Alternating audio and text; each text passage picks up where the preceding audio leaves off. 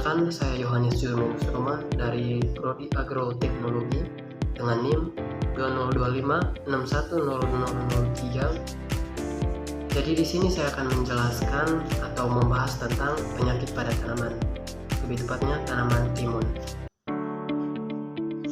Yang pertama, kita akan mengenal dulu ciri-ciri tanaman timun. Yang pertama itu termasuk tanaman semusim atau hidup satu musim tanam. Lalu yang kedua, batangnya merambat atau menjalar, biasanya butuh ajir atau penyangga. Lalu yang ketiga, daunnya lebar dan berbulu halus. Lalu berikutnya, bunganya berwarna kuning.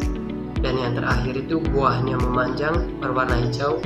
Ada juga yang berwarna putih atau yang berwarna kuning, tapi itu tergantung varietas. Lalu untuk syarat tumbuhnya, cocok di daerah panas hingga sedang. Butuh juga sinar matahari, kurang lebih 6-8 jam setiap hari.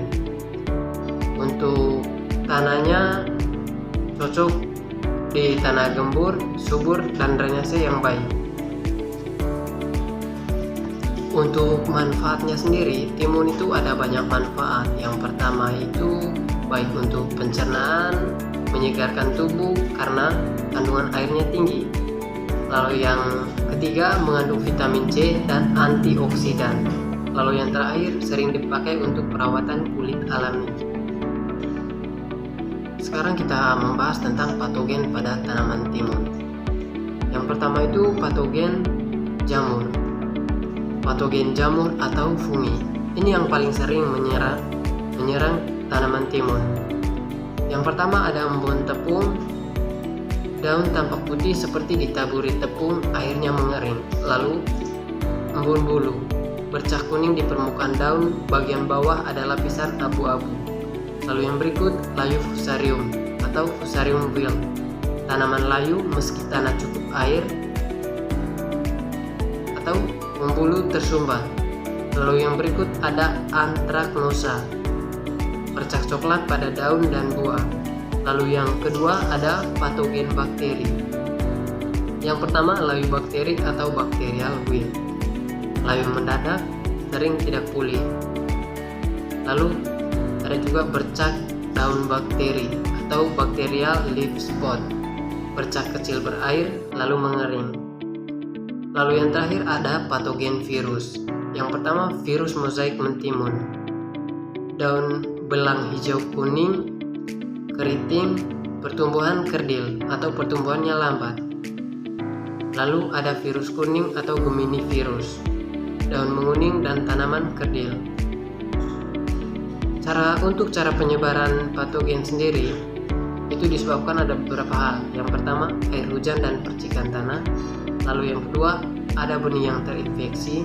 Dan yang ketiga alat pertanian yang kotor. Dan yang keempat serangga vektor. Misalnya kutu daun untuk virus.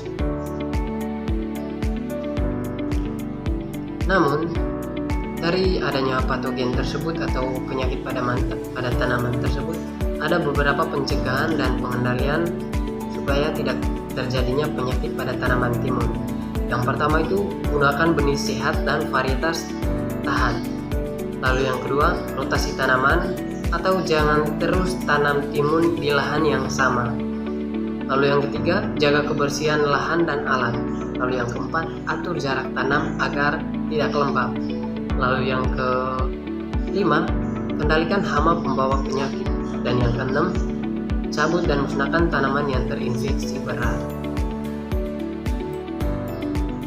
Lalu ada beberapa gejala pada tanaman timun atau gejala serangan penyakit pada tanaman timun. Yang pertama gejala pada daun, bercak kuning atau coklat, biasa karena downy mildew atau bercak daun seperti yang tadi sudah dijelaskan. Lalu ada juga gejala pada batang. Yang pertama batang busuk atau menghitam. Lalu tanaman rebah atau rebah semai pada fase muda. Lalu yang terakhir bulu batang berubah warna menjadi coklat. Untuk gejala pada buahnya, buah busuk dan lunak. Habis itu munculnya bercak cekung atau luka pada permukaan. Lalu ada juga bentuk buah tidak normal atau bengkok. Lalu ada pertumbuhan buah terhambat. Untuk gejala pada seluruh tanaman, yang pertama pertumbuhan kerdil, habis itu layu mendadak atau sering karena bakterial wilt. Lalu ada warna tanaman menguning atau klorosis.